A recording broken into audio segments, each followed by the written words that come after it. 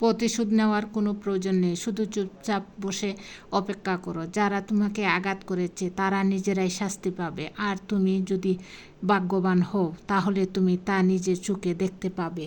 আসসালামু আলাইকুম প্রিয় ভাই ও বোনেরা, সবাই কেমন আছেন? আশা করি আল্লাহর রহমতে সবাই ভালো আছেন। আমিও আপনাদের দোয়ায় ভালো আছি। আজকে আরেকটি নতুন ভিডিও নিয়ে আপনাদের মাঝে চলে আসলাম। আপনাদের নিকট আমার অনুরোধ রইল, আমার ভিডিওটি সম্পূর্ণ দেখবেন এবং ভালো লাগলে লাইক কমেন্টস ও শেয়ার করে আমার পাশে থাকবেন।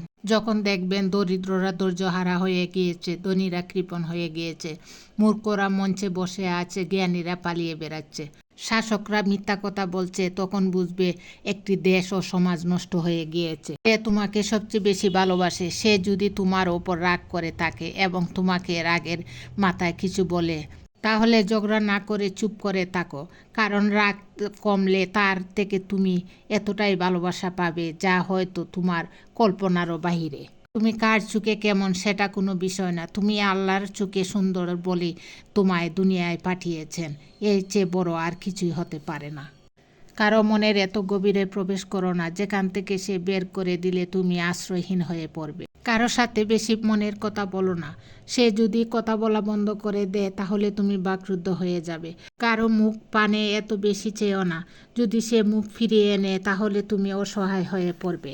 একজন পুরুষের আসল রূপ তার স্ত্রী ছাড়া দুনিয়ার আর কেউ জানে না, কেউই না, নট ইভেন তার বাবা মা। আর একজন মহিলার আসল রূপ বের হয়ে আসে শুধুমাত্র তার ছেলের বউয়ের সামনে। সবার সামনে অভিনয় করা সম্ভব হলেও ছেলের বউ বলতে পারবে তিনি মহিলা হিসাবে আসলে কেমন।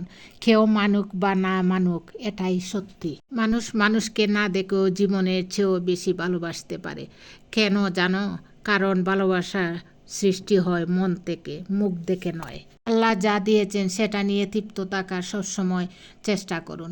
ভেবে দেখবেন আল্লাহ আপনাকে যা দিয়েছেন সেটুকুও অনেক মানুষ পায়নি। এক ফোঁটা বৃষ্টির কারণেও বন্যা হতে পারে যদি বাসাটা পিঁপড়ের হয়, তেমনি এক ফোঁটা ভালোবাসাতেও সুখ পাওয়া যায় যদি ভালোবাসাটা খাঁটি হয়। সময়ের সাথে সাথে যদি ভালোবাসা কমে যায় তাহলে বুঝে নেবেন এটা কখনোই ভালোবাসা ছিল না, এটা ছিল সময়ের প্রয়োজনে একটু ভালো লাগা। আমার কাছে সেরা মানুষ তারাই, অহংকার করার মতো অনেক যোগ্যতা থাকা সত্ত্বেও যাদের মাঝে অহংকারের ছিটা ফুটা নেই।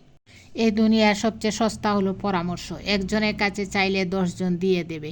আর সবচেয়ে দামি হলো সাহায্য, 10 জনের কাছে চাইলে হয়তো একজনের কাছে পাবে। প্রতিটা মানুষ নিজের উপকারের কথা মনে রাখে, কাকে কখন কিভাবে সে উপকার করেছে, কিন্তু মানুষ এটা মনে রাখে না যে সেও কখনো কারো দ্বারা উপকৃত হয়েছিল। ধন্যবাদ সবাইকে। আসসালামু আলাইকুম।